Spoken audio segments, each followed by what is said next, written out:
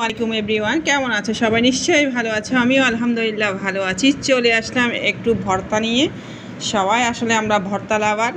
চলে আসলাম চৈত্রের কড়া রোদে, উঠানে বসে, গাছতলায়, বাঁশতলায়, ছাদে বসে ভর্তা খাওয়ার স্বাদই আসলে আলাদা। আমি একটু বাসায় বসেই ভর্তা খাচ্ছি, পেয়ারার ভর্তা। পেয়ারা এই যে চাক করে রাখলাম, এটা অল্প মরিচ লবণ তেঁতুল দিয়ে খাবো। এগুলো সালাদ খাবো। আমার সালাদের চেয়ে এগুলো কামড়ে কামড়ে খেতে আমার মজা লাগে। আমি এইভাবেই খাই।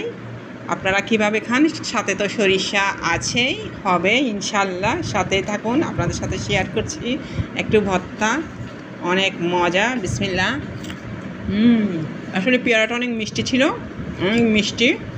এই চিনি তেঁতুল ছাড়াও খাওয়া যাবে, অনেক সুস্বাদু। পেয়ারাতে অনেক ভিটামিন সি থাকে। পেয়ারা আপনারাও খাবেন, আমিও খাচ্ছি। স্বাস্থ্যের জন্য পেয়ারা অনেক ভালো। Thank you so much.